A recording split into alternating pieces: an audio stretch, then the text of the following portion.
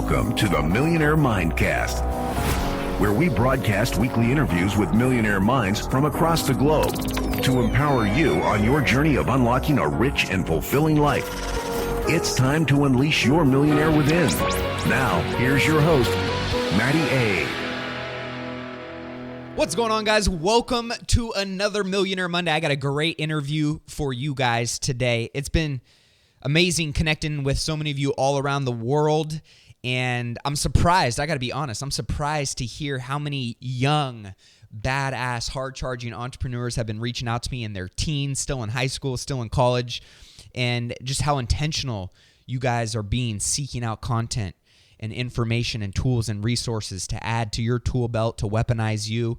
And one of the reasons why I interview people from all different industries and spaces that have had great success is on this entrepreneurial journey that we are all marching on. It's all different, and yet it is all the same. When it boils down to the principles, the practices, the habits, the challenges, the opportunities for growth to succeed and break through, to have that success, many of those things at the root are all the same, and they apply to anybody, wherever you're at in your journey. So that is why I interview so many different people from so many different spaces, knowing that there are breadcrumbs that they're leaving on their trail that can apply to each and every one of you, that can apply to me, that can help us accelerate where we want to get, that can help us avoid the mistakes that we're most likely going to be making unless we learn from other people who we can model after, who've got the success, who have overcome the challenges that we're looking to get through, that we want to have. And today's guest, Vick Tipnes, is a great person that we can continue to learn from.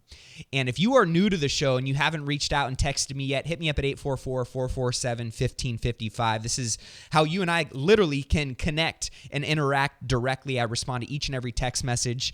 It's been really cool getting to hear some of the amazing things that you guys are up to, whether you have a challenge, whether you have a question, whether you have a guest that you recommend and you want me to interview. Be sure to hit me up at 844-447-1555. And if you haven't entered into our monthly contest giveaway of over $1,100 in prizes, head over to go.millionairemindcast.com. Enter there for free, where we pick one person each and every month.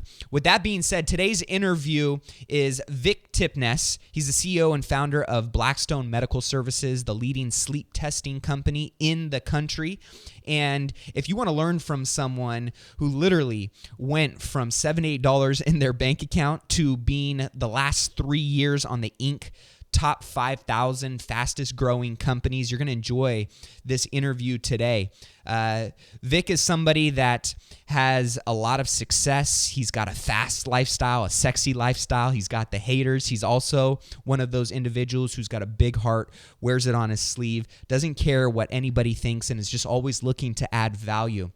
And he's somebody that has massive momentum with his brand and his business. And he talks about how you can use momentum at certain parts of your journey to your advantage.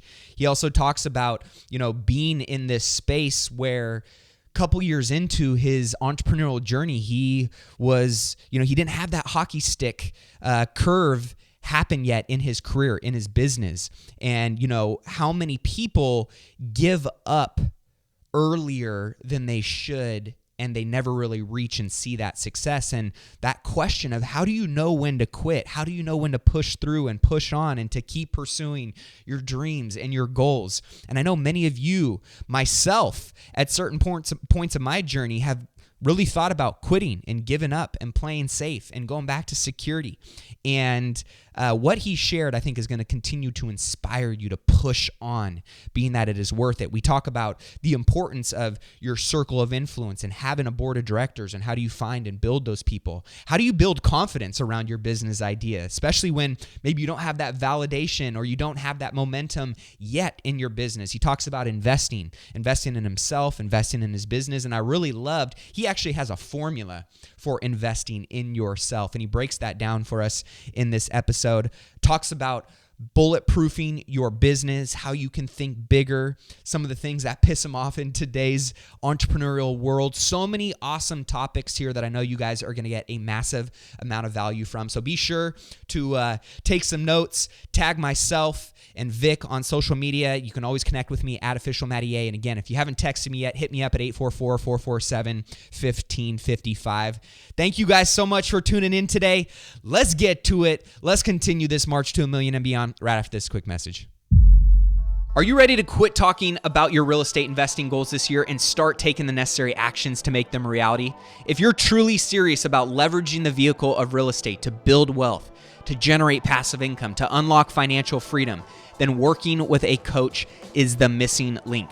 If you want to avoid the mistakes that most people make, you want to accelerate getting the results, you want to shorten your learning curve without having to figure it all out on your own, then sign up for a free discovery call with me today to discuss how I can help you getting there. You can do that by texting the word mentor to 844-447-1555 to set up a call time directly with me. I will be working with a few committed investors, serious investors who are ready to take their real estate investing goals to the next level this year by giving them complete access to myself, my team, my network, my resources, and all of my business systems. And if this is something that you are interested in, don't wait.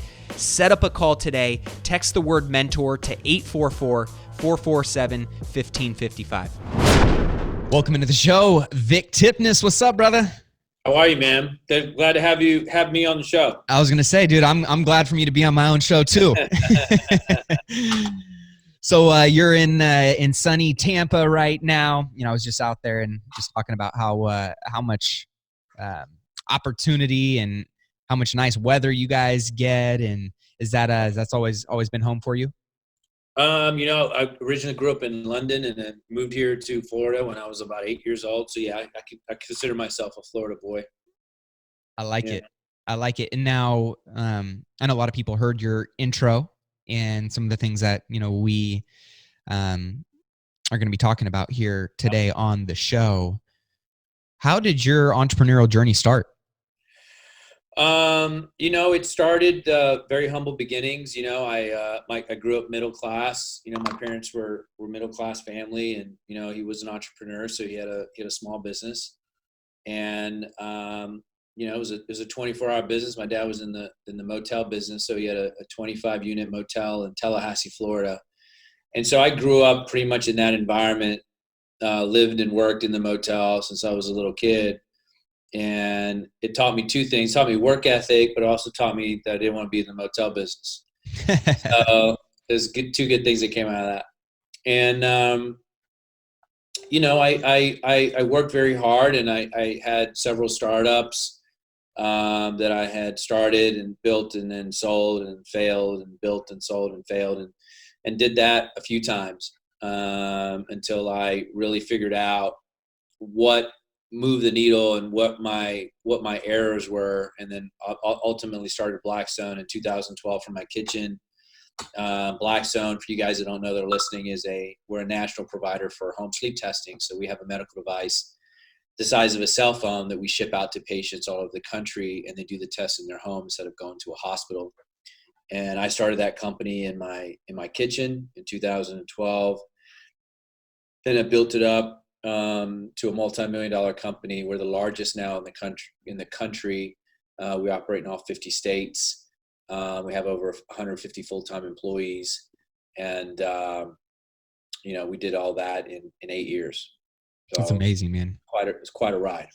Well, I know we got a lot to unpack there, being that you had some early stage failures, which I think every entrepreneur does. I don't know too many entrepreneurs that, hit that home run right out of the gate. And one of the questions that listeners all around the world are constantly asking about is, I have these ideas. Which ones should I pursue? How did you know you wanted to, or why you wanted to pursue Blackstone Medical Services? So, I had a core idea. And my core idea was I just wanted to help. I wanted to have a company that helped a lot of people. And in exchange for that, I wanted to have freedom. I never started a company because I wanted to make money.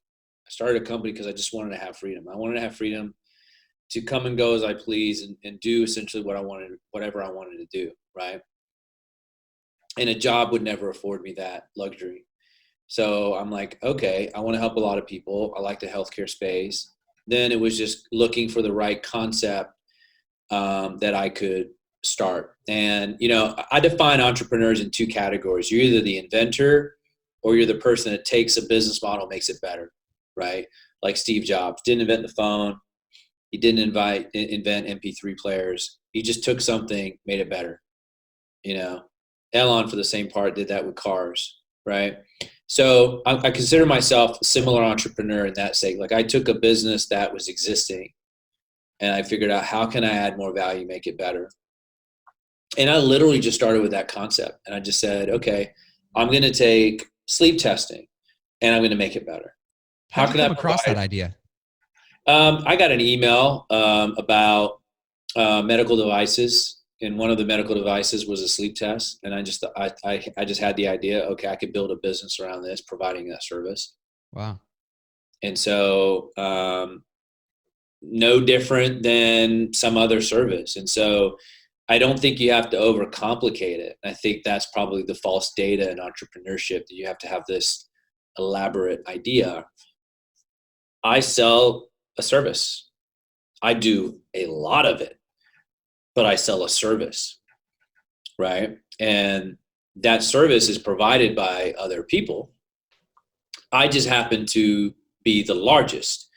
And I figured out how to do that over and over and over and over again at a higher level of service. So the patient experience is important to me. So I said, okay, how can I provide this test in your home, better patient experience? And I just worked diligently every single day to develop that. And when I got started, I was the only sales rep. I was literally out of my kitchen for about 8 months. Wow. So I'm knocking on doors, trying to get doctors for patients to me for the service. And, I'm started that way. So very humble beginnings. But the thing that I talk about when I talk to groups all over the country and entrepreneurs all over the country, the thing I emphasize is, hey, I didn't have this elaborate business plan. I didn't have an elaborate website. I don't even think I had a website. I think I had a domain name, and I think it was under construction. Yeah. That was it. And I had a business card that I printed out from Kinko's. I had a brochure that I made that I printed out at Kinko's, and I was off. I was off. I was knocking on doors, drumming up business. I didn't have an elaborate business plan. I didn't have all the money. I didn't have an office. I didn't have a board. I mean, it's just like people can get carried away with it. I was like, no, dude, I'm going to start. And I think there's a lot of power in that. So I always talk to entrepreneurs about that. Just start. Don't get caught up in the minutia of the details. The details will work themselves out. You'll figure it out as you go along. Hardest part is just to start. Now, that can relate to if you're a new entrepreneur, maybe you're a stay-at-home mom, you want to start a business, or you're a guy or girl out there, you want to start a business. Or you're already a successful, thriving company, you want to launch a new product or service. Best way to do it is just start. Doesn't have to be elaborate. Just start. Find a small way to do it. Just do it, and it'll start to gain momentum. Because momentum is very powerful. You use it to your advantage, right? And so, to me, getting on first base is probably the most powerful concept that you can apply, because there are people, and you probably heard about it yourself from a lot of entrepreneurs you've talked to, Matt, is they get into this thing where they procrastinate for 5 years because everything's got to be perfect. Mm-hmm. And their website doesn't sync to this other website. And so that's their reason to stop and not do the business they want to do. So I'm a big advocate for just getting started and just going. How does somebody get on first base, right? Let's say they got an idea or maybe a couple ideas and they're going, okay, this is the one that I'm going to commit to. And really, actually, before we talk about that, tell me a little bit more about, based on your experience and what I know you speak at a lot of different conferences and events and to a lot of aspiring and active entrepreneurs, what kind of commitment is necessary? What kind of mentality is necessary, especially in that startup phase as you're trying to get that momentum behind you, knowing that, hey, you don't always You don't always see it. You can't touch it, but you can feel it. What kind of commitment, what kind of mindset does that early stage entrepreneur need to have to get it over that hump? Great question. I think you have to really have a very high level of endurance. Yes, you have to have courage, and yes, you have to be persistent, but you're going to have to endure, and if you've never looked up the definition for endurance or endure, it's very, very, very, very powerful. And I'll read it to you just right now while I got you. Because it's very different than persistence. Endure is suffer something painful or difficult patiently, remain in existence, last. So it means that you're going to go through stuff, but you can't go through it and reduce yourself. You have to endure patiently. You have to suffer, that it's okay to suffer. Like I suffered for probably 4 years. I mean, my life was not month to month, week to week. My life was day to day. I woke up every day with a necessity level to survive every day. I was losing money every day. Every day was, am I going to get the call today where I can't pay for this and I can't pay for that, or this investor pulled out, I can't make payroll. I mean, it was just like, that was my life for 4 years. Wow. Okay. 2012, 13, 14, 15, didn't really start turning until 16, but that was my life. I mean, there were times where I'd make $700 in a week or a month myself, and times where 2013 and 14, I had $78 to my name, $78. So, I had to endure. It's enough to persist, but I had to suffer patiently. So it's a very, very, very key concept. So to answer your question, I think having the ability to endure, because most people will just give up. They really will. They'll just quit. This is enough. I've had too much. And they quit. Had I have done that, I wouldn't have a successful, thriving business today. And look, 4 years ago, I mean, I had 20 employees. And now you have obviously this big thriving business.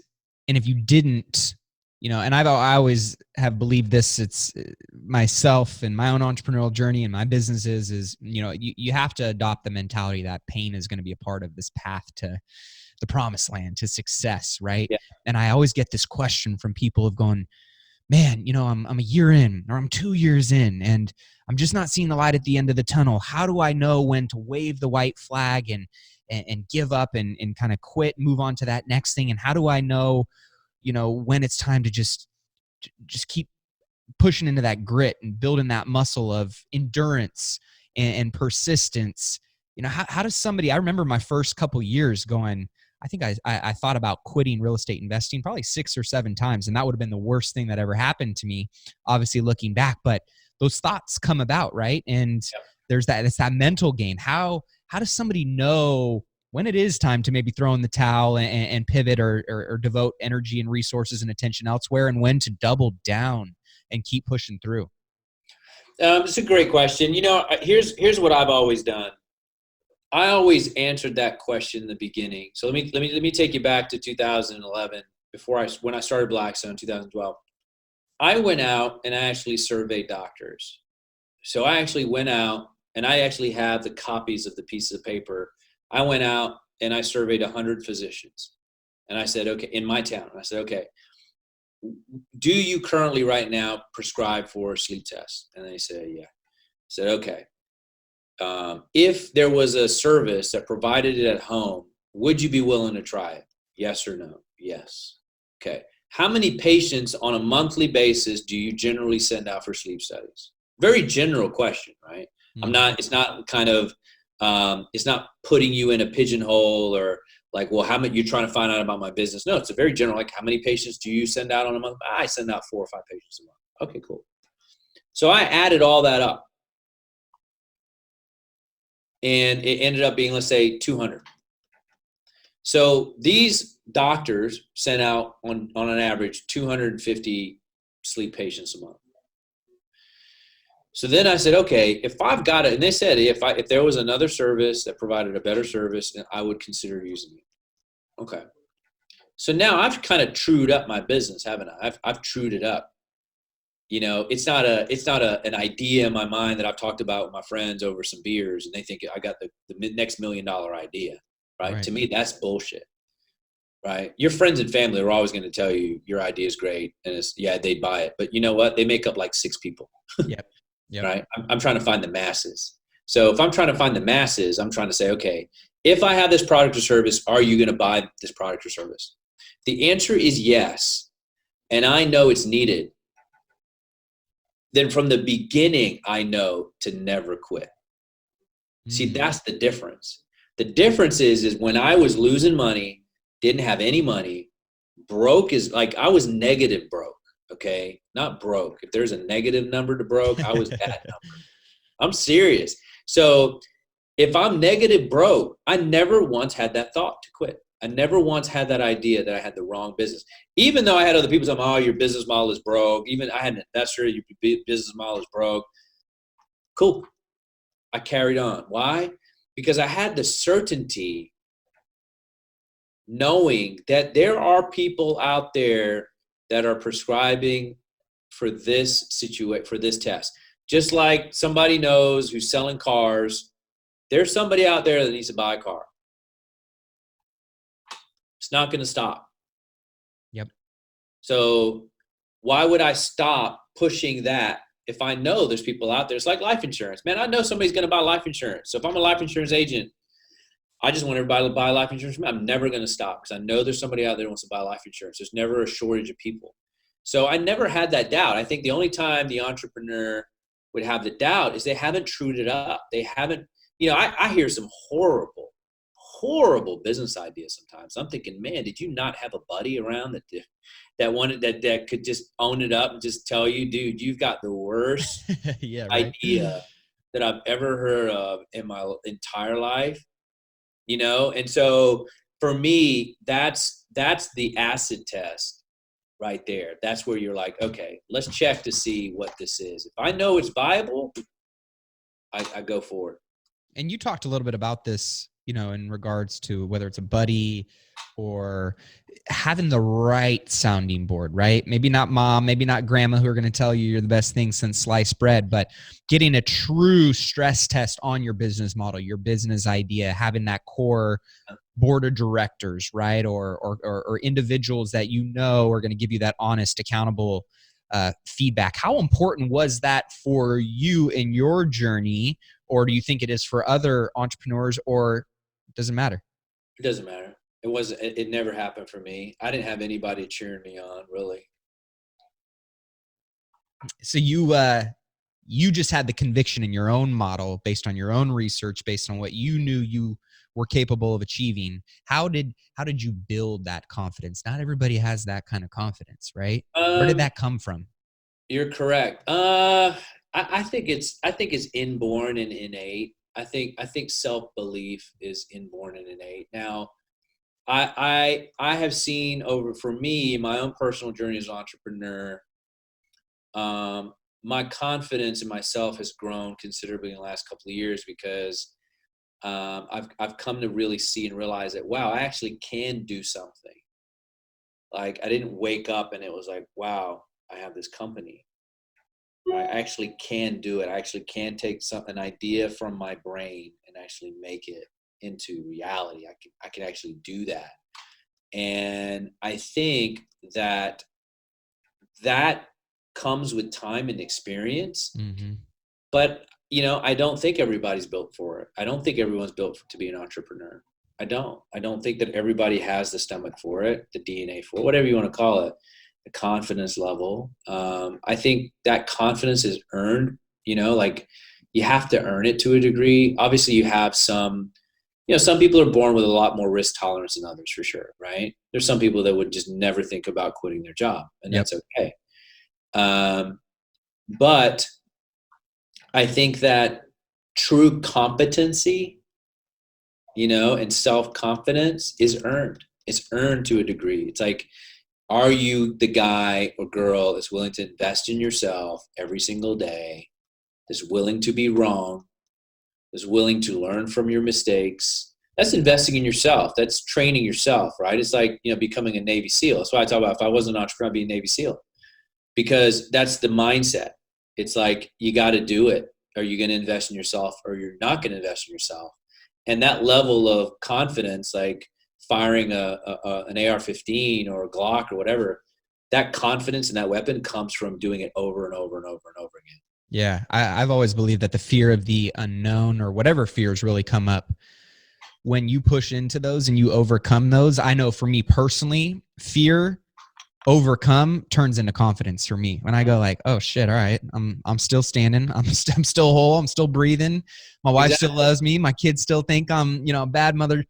I know that when I overcome fears, I become more confident, I become more weaponized, I become more dangerous. And I think for early entrepreneurs, it's so critical for them to push into the fears and have that as a call to adventure, a call to kind of seeking out what you're made of, because you do those things. And of course, it doesn't always work out. You and I both know that, the majestic failures, but those are all the stepping stones that set you up. You talked about it, having multiple, build it, sell it, fail, build, sell, fail. And then all of a sudden now you're looking at, Blackstone Medical Services and Inc. 5,000 company 3 years in a row and 150 employees. That may not have ever happened if you just played small and didn't necessarily push into or out of that comfort zone. Yeah, totally. And that leads into the next thing, which is, investing in yourself. So when you talk about confidence, one of the things that I spoke about in New Orleans in December to a big group of entrepreneurs was investing in yourself. And I gave the example because I think a lot of people get this a little misconstrued. They think that investing in yourself is, I went to the spa and I got a facial, or I read a book, right? Yeah, right. And I took it a little further and I said, okay, guys, so let me give you an example of a sales guy. So you have a sales guy who wants to be salesman of the month, right? And he's like, man, I want to be salesman of the month. And he has a horrible handshake. Okay. When he meets people, he gives you the clammy, fishy, fingers only handshake, right? Oh, I hate that, man. Right? I hate when people cut me off. I'm going in for the nice big one and they give you the. Yeah, they give you the little fish. I digress. Right? That pisses me off, though. Pisses you off. So you have this guy who wants to be salesman of the month, and he habitually does this. Okay, habitually. And you know what? You lose a lot of sales because of it, because people just get turned off. They have this other impression of you, and it's not optimum. Not if you want to be salesman of the month. Okay.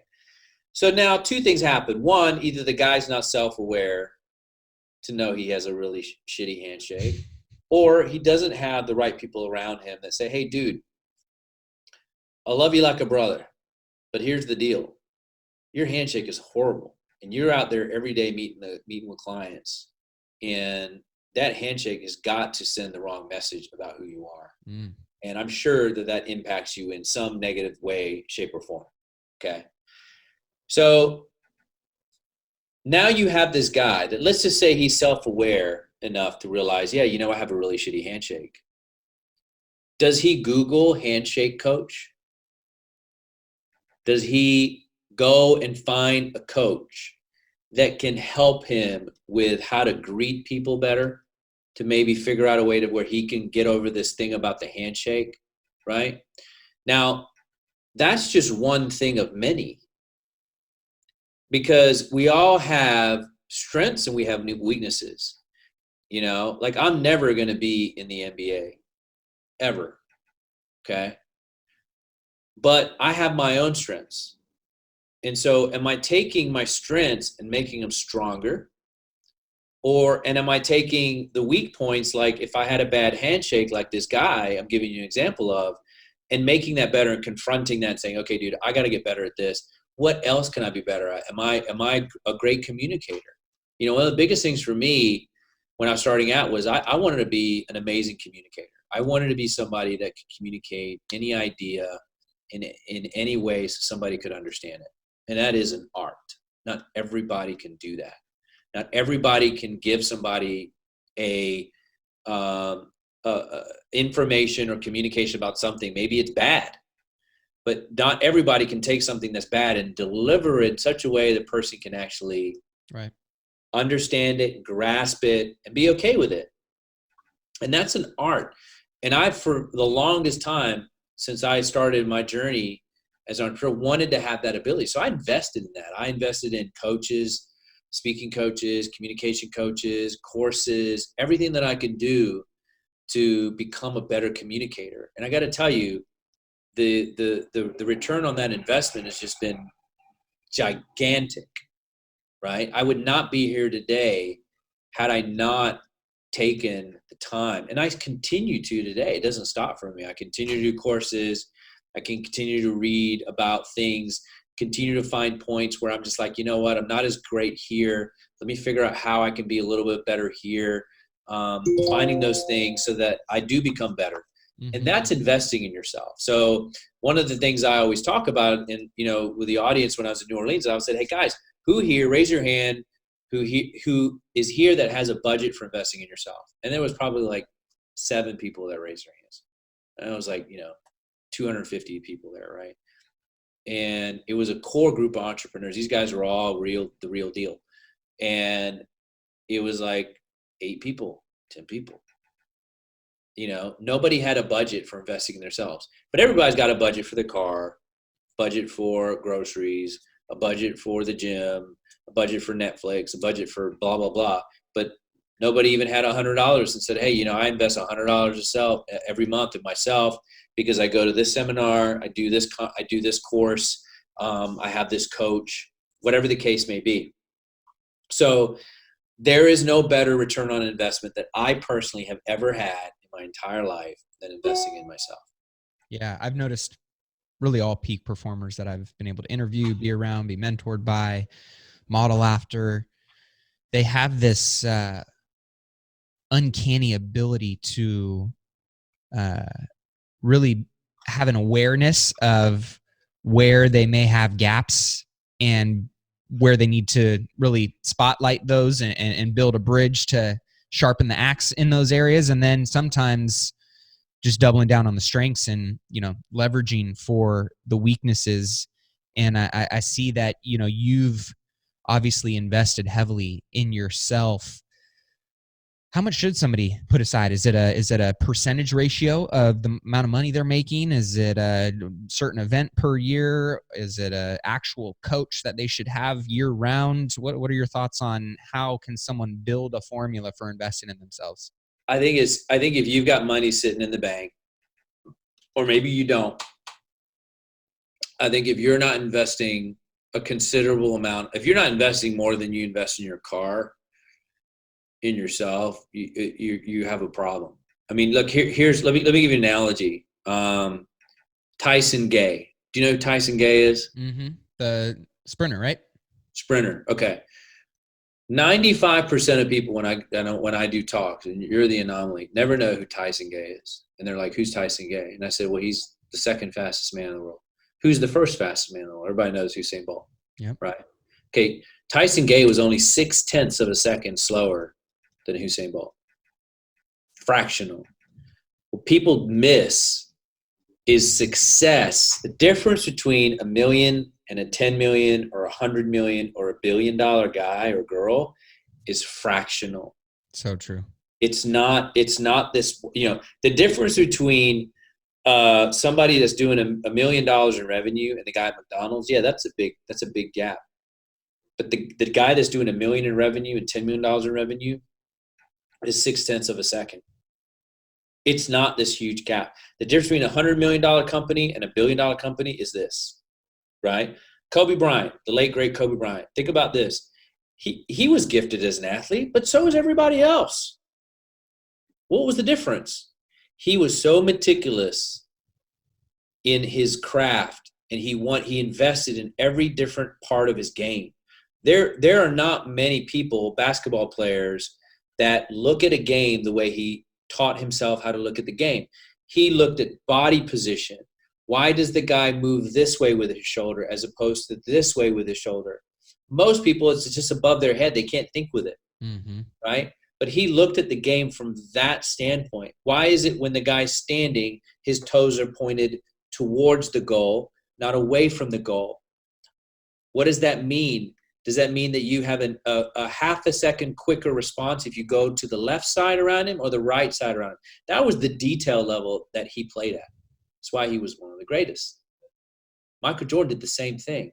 That's that 0.6 of a second.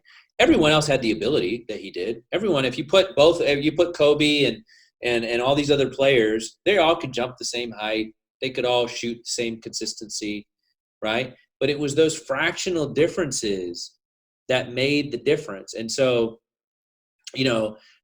investing in yourself and getting to the point where you're getting to a fractional point really is the key. And it pains me when I see entrepreneurs miss it, because I see them running a company to $1 million in revenue that could be 10 or $100 million. And it's just this.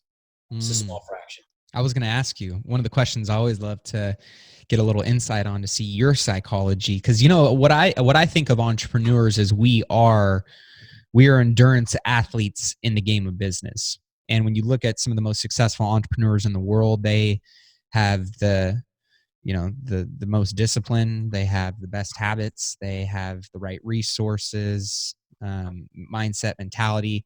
What are some things that just piss you off about entrepreneurs right now, that if you could just shake them and say, wake the F up, right? Like, get this shit together. What are some of those things that you think are really holding people back? And I think the thing that holds people back is, and we talked about this when we got on the podcast, Matt, is about thinking big in how you really bulletproof your business, right? And so let me elaborate on that. Please. You cannot survive well in today's environment thinking small and thinking in scarcity and thinking with a small business just enough to get by, right? I know entrepreneurs that are running companies that are thinking so small. I mean, when I say so small, I'm talking about entrepreneurs that think so small. They're driving around picking up $3,000 checks. I mean, it's too small. Like, you're never going to get to $10 million, $20 million, $100 million if you're worried about $3,000 or $10,000. Mm-hmm. You're just not. You got to think so big and with such abundance. You have to think with, how do I become unkillable? How do I survive if a state blows up? Okay. I don't want a state to blow up, but it's an analogy, right? Like, how do you survive? If you're doing business in Florida and Florida blew up, or went underwater, is your business going to survive? If your business and your livelihood is going to be destroyed, then your business is not bulletproof. This is how big you got to think. Right. If you got a lawsuit from 5 people today, are you able to sustain it? Or are you going to have to cut back? Are you going to have to change your lifestyle? Are you going to have to sell something to survive? If the answer is yes, you're thinking too small. So how does somebody think bigger? How do you, because I agree with this, when I was back early on in my journey, I'm going, I'm going to think big. I'm going to buy $1 million property. Right now, that's small to me. But my small mind at that time thought I was thinking big. So what is the evolution of this? How does somebody expand how they truly think about their business and what's possible for their business and for their life? Well, okay, so I'll give you a story. So I had dinner a couple of years ago. I had dinner with a friend of mine, and this was 2017, and my business was just kind of coming out of the forest, right? Coming out of the woods, and 4 or 5 years of just paint, right? Coming out of the woods, and we're having dinner, and I'm doing better, and I was driving at that time I bought a Porsche, right? I bought a brand new 911. And he said, okay, so what's the deal? And I, what's your big goal? And I said, well, I think I'm going to keep doing Blackstone, and maybe one day I'll sell it. And then, I'll buy a McLaren, and he was like, all right, nice. And I said, and what's next? And I said, well, then I want to start another business, and I'm going to build that business up, and then I'll buy a plane. And he says, well, okay, so what's stopping you from getting a McLaren now? And I said, well, it's a lot of money, and, blah, blah, blah. And he said, no, I'm serious. Like, what's stopping you from getting the McLaren now? So I start getting mad, because I'm just like, dude, why are you pushing me to buy this car? And he's like, yeah, I'm serious. Like, what's stopping you from getting it? And literally we went back and forth for about 45 minutes. Okay. 45 minutes. And finally he was like, well, can you pay for it? Like, could you afford it? And I'm like, yeah, dude, I could afford it. It would be tight. I would have to produce more, but yeah, I could afford it. So he said, I think you need to buy it now. And I said, and I thought about it, and I said, you know what? You're right. Now here's the point. Could I have it? Could I outproduce it? That was the key. Could I outproduce the McLaren? And I thought about it. I went home and I slept on it, and I said, you know what? He's right. I'm putting a barrier on myself. I'm putting a stop on myself. I'm saying I can't have this now, right? Or I'm not producing enough to have this now. So I'm like, all right. So I went the next weekend and I bought it, right? I bought a brand new McLaren and picked it up Friday night, bought a brand new 570S McLaren, fully loaded, everything on it that I wanted. I was lucky that the dealership, there's only one in the west coast of Florida. And I bought it, right? And Friday night, picked it up, went home. Saturday morning, got up at 6:30, and I drove to the office. Got there at 7 o'clock in the morning. I'm sitting in front of my computer, and I thought to myself, I'm like, this is weird, because I'm at work. Why did I come to work? Why did I not go somewhere with a buddy or a friend or somewhere, or just goof off? Because it's like, let me go drive my McLaren. But instead I went to work. And what I realized, the epiphany I had was, I can outproduce what I want. That I showed up at work because now I was thinking, what else can I produce? Right? What else can I have if I just work that much harder and expand my space? Right? So then I was like, you know what? I'm not gonna sell my business. I'm just gonna continue to grow it and grow it and grow it. I'm not gonna wait to buy a plane. I'm gonna buy a plane. So I'm gonna buy a plane in 2 years. So I'm just not gonna wait. I'm gonna outproduce it. I'm gonna think bigger than I ever thought. I'm not gonna think with scarcity. I do business in 50 states. If Florida fell underwater, you know what? I'd be okay. That's power. Yeah. If I got a lawsuit tomorrow and 10 lawsuits tomorrow, I'd be okay. I'm going to outproduce it. I love that. Putting yourself too. I know peak performers, they like to put themselves under pressure, right? Pressure is a privilege. The bigger the pressure, the bigger the stage, the bigger the upside, right? Yeah. Now with, a lot of entrepreneurs out there who are, really pushing to get some momentum underneath their business, and you've got a cool lifestyle. A lot of people that and if you guys haven't checked out Vick's Facebook and Instagram, where is the best place for them to follow you and check out what you got going on? Well, Facebook, Instagram. Okay. But Instagram is probably a little more personal. Okay. I put a lot of pictures of my wife. I have a beautiful wife, and I put a lot of pictures up there of her. But I've created it. Like, I've created it. I get haters for sure. When do you know it's time to start enjoying a little bit, right? Like a lot of like, when is it time to, hey, you double down, you bootstrap, you don't do anything, you're sacrificing, you earn the right to go and do X, Y, and Z. How do you know when it's time to start living and enjoying the fruits of your labor? I mean, I think that's different for everyone. I think that you get to a certain point where you feel, hey, you know what, you can afford a certain lifestyle. I don't think you do that at the behest of other things. Like I've sacrificed a lot to be able to say, okay, I can afford to do this now. But I don't do it at the behest of other things, or other responsibilities. Yep. So I think it's different for everyone. But I'm a big believer in rewarding yourself. I think that every time you have a win, you have to reward yourself. So if you want to have the best car, well, work for it. If you want to have the best relationship, work for it. If you want to have the best business, work for it.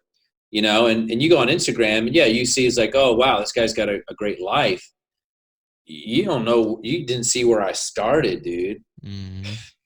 When I was living in an apartment by myself with a mattress on the floor, no furniture, and you don't know. When I was donating blood to pay bills. Yeah. Okay. How do you handle the haters, right? You're a good looking dude. You got some fast cars. You got a big, sexy business. You got a beautiful wife. You are not apologetic about it, which you shouldn't be, right? How do you handle it? What do you say to all the haters? How do you respond to the haters? Don't hate, congratulate, man. Don't hate, congratulate. No, it's funny. I enjoy it. It means that I'm doing the right things. I mean, I get haters almost every day. I get friends that drop off almost every day. People that I've known for years, they just drop off. Yep. And you wonder, right? You wonder, like, what the hell? But the reality is man, the truest statement I ever heard is, what people hate in you, they have in themselves. What people hate in, what you hate in somebody else, you have in yourself. It's in you. Yep. And I think that when you're doing things that other people have dreamt about doing and they didn't do it themselves because they didn't have the guts or the courage or the persistence or the ethics or whatever the case may be, they're going to hate you for it. Mm-hmm. They're absolutely going to hate you for it. And it's okay. It's okay. All I know is that if I didn't have any haters, that would just mean that I wasn't doing something that was pro-survival, that was successful. I mean, I have 150 full-time employees. I service thousands of people all over the country. I save people's lives every single day by testing them for sleep apnea, providing an amazing service. And as a reward for that, I get to have a life that I've created. It wasn't for free. I took lots of risk, and I think every entrepreneur has those benefits. When you take the risk, and you're willing to put your neck on the line and do all the, like, I had a good paying job. I quit. I decided to start a company. I took a lot of risks. It may have not have worked out, but at the end of the day, if you take the risk, you then get the chance to benefit from the freedom that you've obtained. And I'm not apologetic for it at all, because I earned it ethically. You earned your success ethically. Why would you be apologetic? Yep. 100% agree. As you have amassed the amount of wealth and success that you have, what do you want to do more of right now? What do you want to do less of right now, based on the stage you're at? I like to work, so I want to work more. We've got plans to double and triple the business over the next couple of years. We're going to branch into possibly South America, Mexico, the UK, possibly Canada. And I've got about 55 speaking engagements this year that I've got to do. So I want to do a lot more of that. I think that social media has definitely been taken over by a lot of fakes. There's a lot of influencers on social media that are selling $49 webinars that are living at home with mom. Yep. And they're talking about building an empire, and they have no empire. Yep. They have no employees, and they're selling this stuff, and it's fake. And it's just like, to me, that I think that's it's false advertising. And I don't think there's a lot of entrepreneurs that have done business, like yourself. You're invested in real estate. You do things. You have a viewpoint to talk from. Right. Where a lot of other entrepreneurs that are on, or they call themselves entrepreneurs, they don't have anything. And I always tell people all the time, like, these entrepreneurs that are out there selling there's webinars and all this stuff to give guidance. I'm like, please post a picture of your corporate office. I want to see it. Yep. Show me a payroll statement.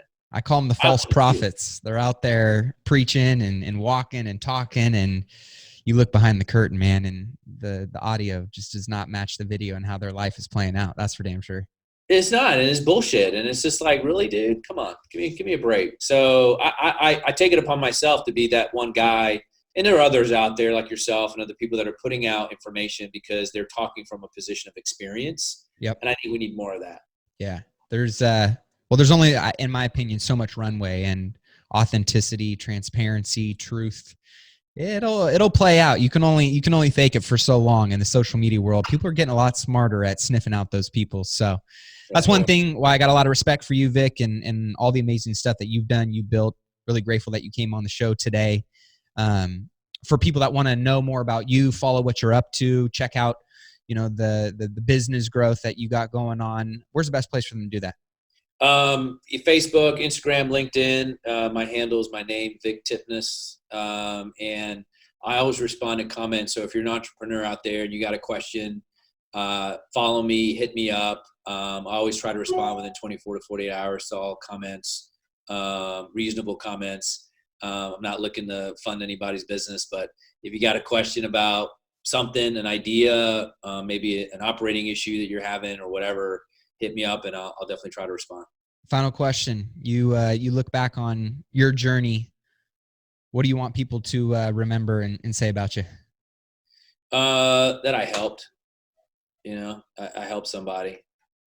Just if somebody, that's my biggest pay, man. Somebody's like, hey, dude, I started a business because I saw your story, or you got me to take a risk that I never would have taken, or just, hey, you helped me, man. I have an employee that I helped and changed their life and made it better in some way. That's really that's really what I'm doing. I'm not trying to just be successful because I want to make a bunch of money.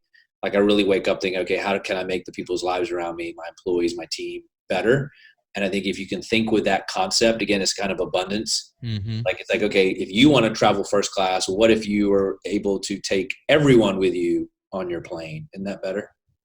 That's a whole lot better, brother. Yeah. Save me a seat, man. I will. Vick Tipnes, appreciate you, brother. Thanks, man. Well, that wraps up this week's episode. Hopefully you enjoyed that interview and got some massive value from it. Just one thing can completely transform the path that you are on. And if you did, be sure to share it with somebody else.